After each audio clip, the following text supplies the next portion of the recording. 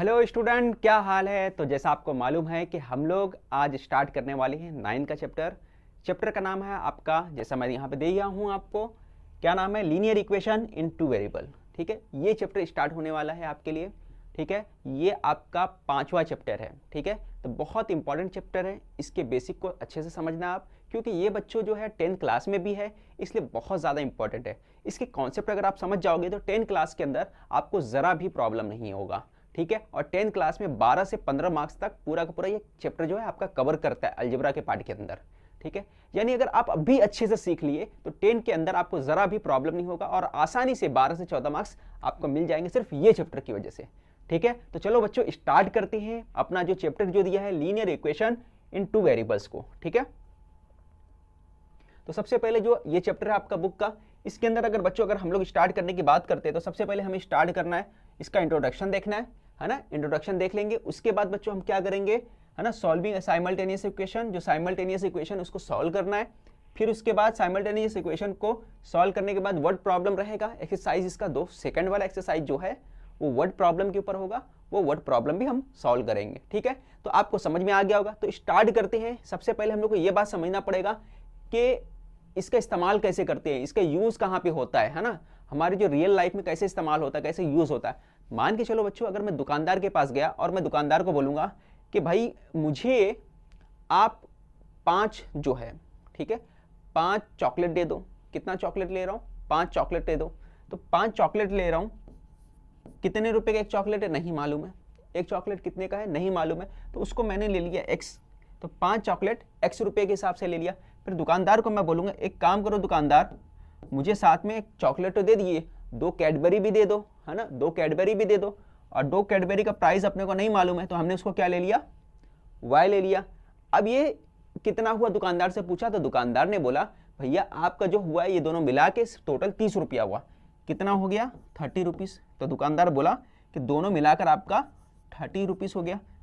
ठीक है, तो इस तरह से लीनियर इक्वेशन बन गया। समझ में आ गया आपको, क्या बोला कि 5 चॉकलेट ले लो, चॉकलेट का जो प्राइस है वो नहीं मालूम, तो प्राइस को हमने क्या ले लिया, उसको हमने ले लिया x। ठीक है, चॉकलेट के प्राइस को x ले लिया, कैडबरी के प्राइस को हमने y ले लिया। ठीक है, और ये क्या था, ये 5 था चॉकलेट, तो इसकी क्वांटिटी को क्या है, 5 दिया हुआ है। इसकी क्वांटिटी कितनी है, 2, वो भी दिया हुआ है।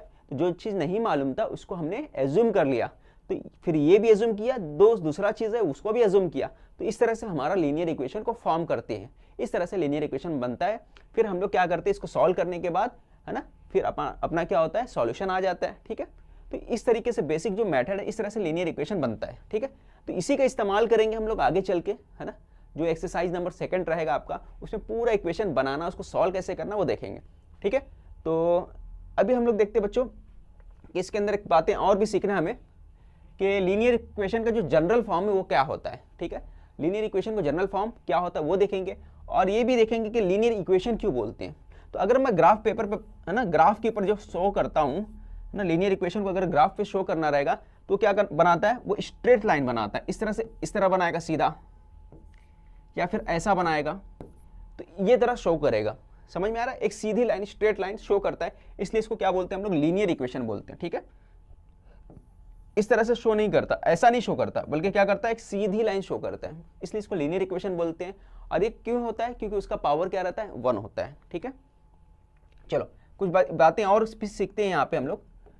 General form of the linear equation, general form देखते हैं। तो general form of linear equation का जो जनरल फॉर्म है वो कैसा होता है, ये जनरल फॉर्म है उसका। ठीक है, ax plus B Y plus C equal to 0। तो जनरल फॉर्म दे दिया, क्या दिया है, ax प्लस और क्या दिया है, B Y plus C equal to 0। इसको ऐसा भी लिख सकते हो, या फिर दूसरी तरीके से मैं बोलूँ और करके आप ऐसा भी लिख सकते हो, ax B Y equal to C. ये फॉर्म भी लिख सकते हो, तुम्हारे बुक में ये दिया है, बट ये भी फॉर्म, दोनों ही जनरल फॉर्म उसका। ठीक है, ये आपको समझ में आ गया। अब अगर इसके अंदर मैं बात करता हूँ तो ये जो होता है इसको क्या बोलते हैं, कॉफिशिएंट बोलते हैं, है ना। आपको ये याद करना है, इसको क्या बोलते हैं, कॉफिशिएंट बोलते हैं। ठीक है, ये जो है यहाँ पे बी और ए दोनों क्या है, कॉफिशिएंट है। सी क्या है, कांस्टेंट है। सी क्या आपका कांस्टेंट है, सी क्या रहेगा, कांस्टेंट रहेगा। तो कॉफिशिएंट क्या हो गया, ये जो ए और बी है वो कॉफिशिएंट हो गया, और जो ये x है, लेटर्स जो है इंग्लिश के जो लेटर्स है, इसको आप ले लो, कलर्स मैं चेंज कर देता हूँ, ये ले लो, ये जो है x और y, ये जो इंग्लिश के लेटर है इसको क्या बोलते हैं, वेरिएबल बोलते हैं, ठीक है। ये क्या है, वेरिएबल्स है, ठीक है, x वेरिएबल y वेरिएबल, तो ये वेरिएबल है, जो फाइंड करना रहता है वो वेरिएबल रहते हैं। कोएफिशिएंट आपको दिया रहेगा, है ना, यहाँ पे कभी कुछ भी नहीं रहेगा तो क्या माना जाएगा, 1 है ना, कुछ भी नहीं रहेगा मतलब यहाँ पे देखो 3x है प्लस y इक्वल टू 0।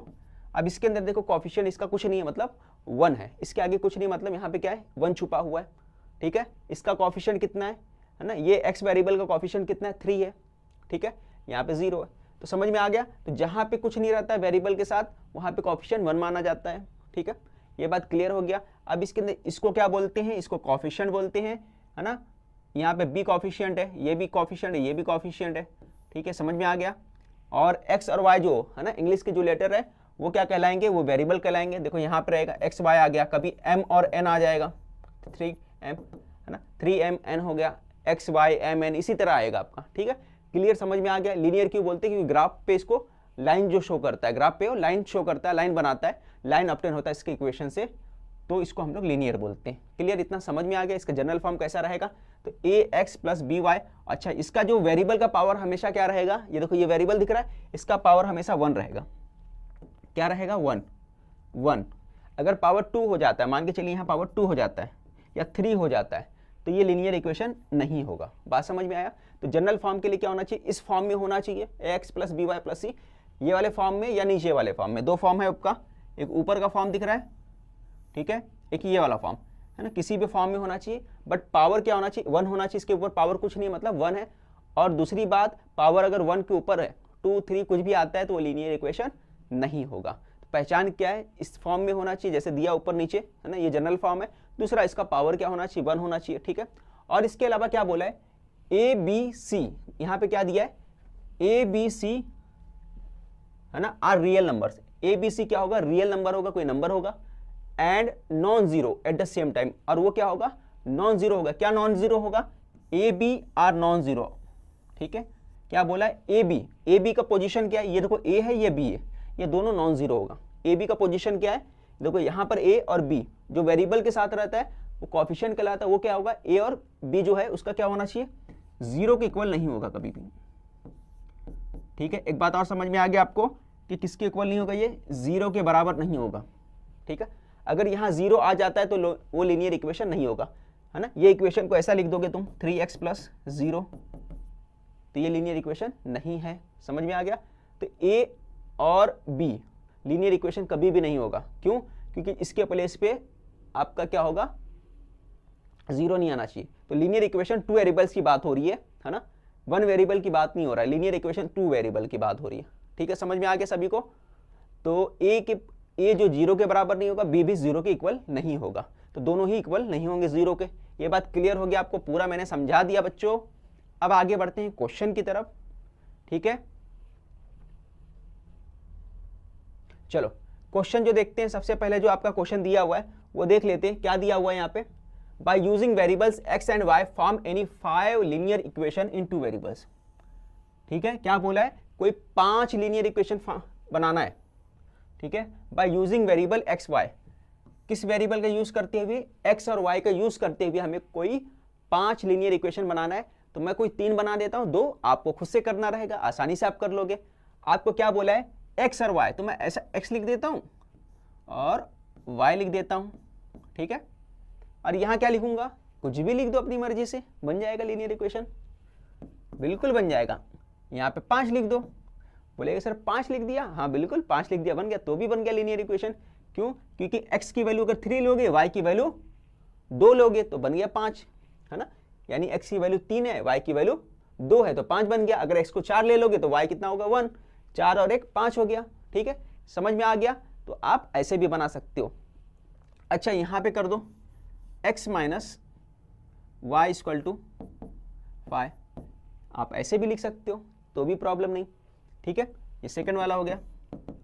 अब x plus Y equal to 10 कर दो, तो भी प्रॉब्लम नहीं। फिर उसके बाद बच्चों अगर मैं कर दूं यहाँ पे x plus Y equal to 12, तो भी प्रॉब्लम नहीं। यानी है ना, कुछ भी ले सकते हो आप, कोई प्रॉब्लम नहीं है आपका। बात समझ में आया? तो ये आपको 5 लिखना था, मैंने 4 लिख दिया, आप अपने से भी लिख सकते हो चाहो तो। फिर सेकंड वाला आते हैं, ये थोड़ा सा अच्छा क्वेश्चन है। अब इसका यूज करना है, किसका यूज करना है? x प्लस वाई का यूज करना है, राइट 5 सॉल्यूशन ऑफ इक्वेशन। इसका 5 सॉल्यूशन लिखना है, ठीक है।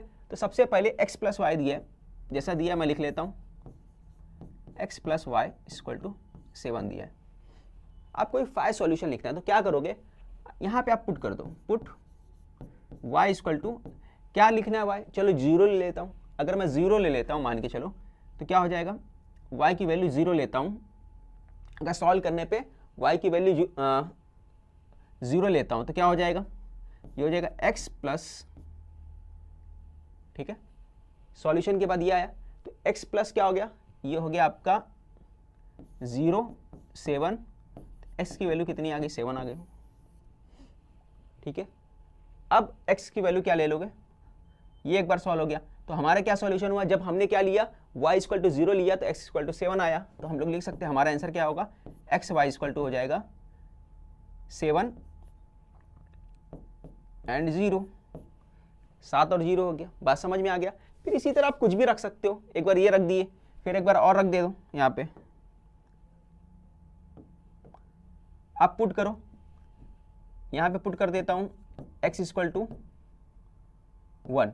अगर x के प्लेस पे 1 रख दो, कोई भी किसी की जगह पे कुछ भी रखो, तो वहाँ पे 1 रखोगे तो क्या हो जाएगा, यहाँ पे 1 आएगा, यहाँ पे y आएगा इक्वल टू 7। अब ये 1 इधर शिफ्ट हो जाएगा तो क्या हो जाएगा, उस तरफ जाके माइनस हो जाएगा, ये हो जाएगा 7 माइनस 1, तो 7 minus 1 equal to y equal to 6 आ गया, ठीक है। तो अब आंसर कितना आया, x और y कितना आ गया, x 1 रखे तो y कितना हो गया, 6 हो गया। तो इस बार आंसर कितना है, 1 और 6 आ गया। तो जो भी आंसर रखोगे, तो देखो यहाँ पे ऐसा वैल्यू रखो कि यहाँ पे कितना होना चाहिए, दोनों को सम करने के बाद 7 आ सकता है। तो डायरेक्ट भी आंसर लिख सकते हो, ये देखो 1 नंबर था, अभी मैं डायरेक्ट भी लिख सकता हूँ। इसको मैं अगर डायरेक्ट लिखना है तो डायरेक्ट कैसे लिखूंगा, देखो x और y की वैल्यू लेना है ना डायरेक्ट, तो कैसे लूंगा, ये देखो पहला वाला x की पोजीशन, अगर यहाँ पे 5 लिखता हूँ, यहाँ पे x के प्लेस पे 5 लेता हूँ, तो 5 में कितना मिलाओगे तो 7 बनेगा। तो अगर मैं x 5 लेता हूँ तो y कितना लोगे कि 7 बन जाए, तो आप बोलोगे 5 में 2 मिलाऊंगा तो 7 बन जाएगा, तो ये 2 ले लिए, फिर x y और ले लो, ठीक है। एक और सॉल्यूशन हो गया, फिर से एक सॉल्यूशन ले लो। अब x के प्लेस पे क्या लिखूंगा, अगर x के प्लेस पे मैंने 4 ले लिया, तो 4 में कितना मिलाओगे तो 7 होगा, तो आप बोलोगे 3। अगर मैं यहाँ पे 4 ले लेता हूँ तो यहाँ 3 ले लेता हूँ, तो कितना बन जाएगा, 4 3 7 बन जाएगा, इसका मतलब 4 और 3 ले लो। तो एक और सॉल्यूशन आ गया, एक और सॉल्यूशन आपको बता देता हूँ, चलो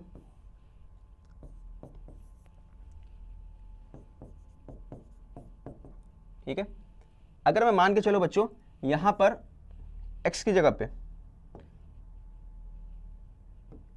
x के प्लेस पे अगर मैं 2 ले लेता हूं, x के प्लेस पे अगर मैं 2 ले लेता हूं, तो यहां कितना लिखूंगा, ठीक है। y कितना लूंगा, तो बोलोगे y 5 रख दो, है ना। x अगर मैंने 2 रख दिया तो y कितना रखना पड़ेगा, 5 रखना पड़ेगा, तभी तो 2 और 5 मिलके 7 बनते हैं।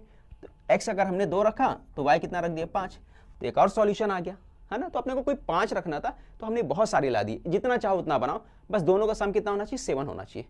3 4 7, 2 5 7, 1 6 7, 6 1 7, ठीक है। तो ऐसा लिख सकते हो आप, ठीक है। तो ये सॉल्यूशन हो गया। तो यहाँ पे आज का कंप्लीट करते हैं, स्क्रीनशॉट लेना है तो आप ले लो, ठीक है। तो यहाँ पे 5.1 का जो पहला और दूसरा क्वेश्चन बच्चों कंप्लीट हो गया हमारा, ठीक है। तो अगला जो रहेगा, नेक्स्ट वीडियो जो रहेगा, उसके अंदर हम लोग बच्चों जो इसका तीसरा क्वेश्चन है ना, साइमल्टेनियस इक्वेशन वाला, वो क्वेश्चन सॉल्व करेंगे, ठीक है। तो नेक्स्ट वीडियो में फिर से मिलते हैं। चैनल को सब्सक्राइब नहीं किए तो चैनल को सब्सक्राइब करें और वीडियो को लाइक करना ना भूलें और अपने फ्रेंड से भी शेयर करें, ठीक है। तो मिलते हैं फिर नेक्स्ट वीडियो में।